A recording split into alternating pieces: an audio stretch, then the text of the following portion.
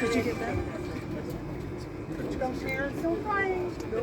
There's no crying in baseball. No what? Crying in baseball.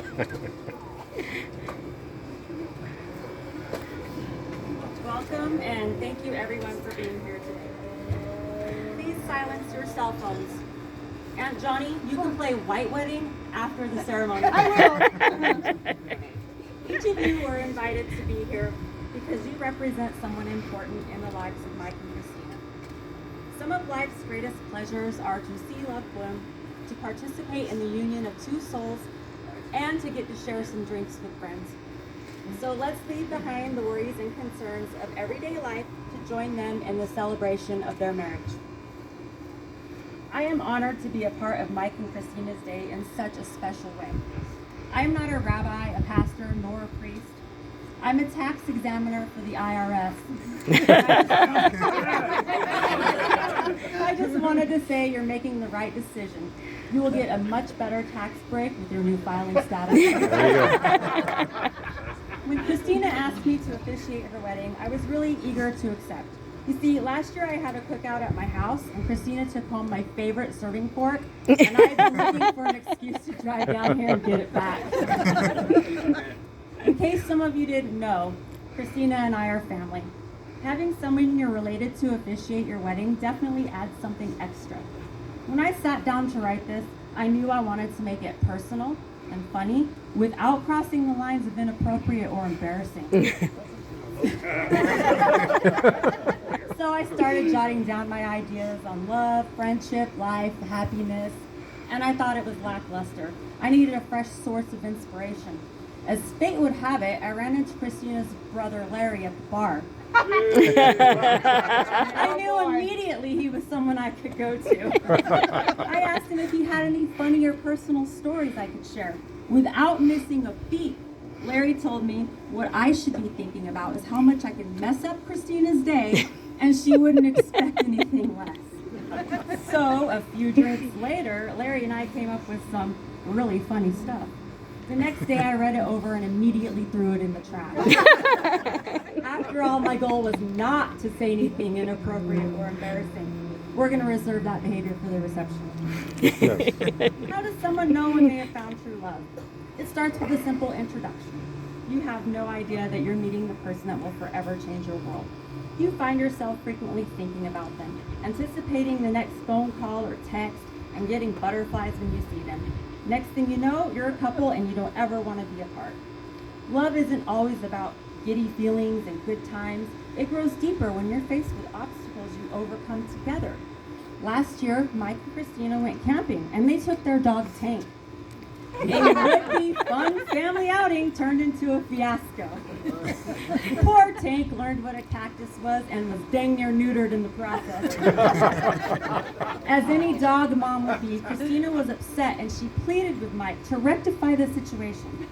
After taking factors into consideration such as no proper medical equipment, no sedative for Tank, and the intoxication level of all humans involved, Mike went against his best judgment and decided to go forward with the procedure.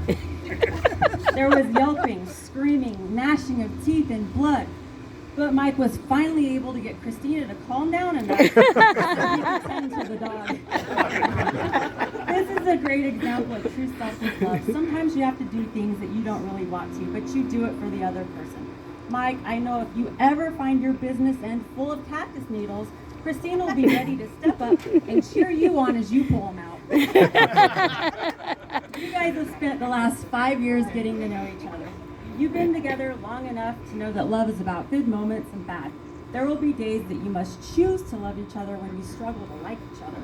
Sometimes you need to remind yourselves to fight for each other and not against each other. We're all students of life, constantly learning. Sometimes you have to do things a time or two before you get it right. When you find yourself in that situation, just remember the old saying. If at first you don't succeed, try doing it the way Christina told you the first time. Now that I've bestowed all of my marital knowledge on you, it's time for you to make some promises to each other in front of your friends and family. Mike, do you take Christina to be your lawful wife, to love, honor, and cherish in good times and bad for the rest of your years? If you agree, please say I do. Christina, do you take Mike to be your lawful husband, to honor, cherish, in good times and bad for the rest of your years? If you agree, please say I do. At this time, you will take out the rings that you have for each other.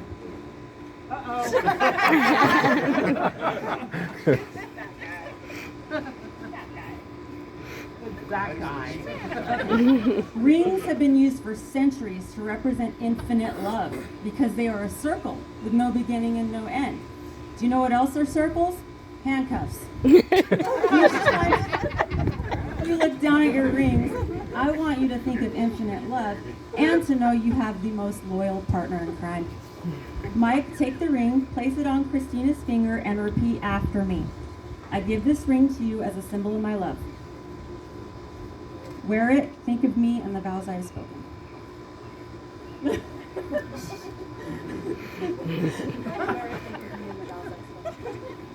Little swollen? It's okay. Christina, place the ring on Mike's finger and repeat the same. I give this ring to you as a symbol of my love. Wear it, remember me and the vows I've spoken. Yes. To make a relationship work, it takes love, trust, and dedication. You already have that foundation. Now you must continue to build on it. We all wish you nothing but the best going forward. By the authority vested in me through the laws of the state of Utah, I now pronounce you legally married. You made this.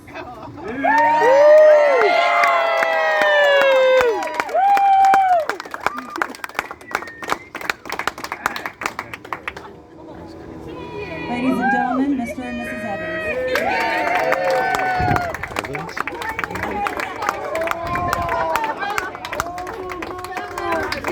I invite everybody to take as many pictures they want for a few moments and the reception will immediately follow. I want to see tears. Oh, there they are.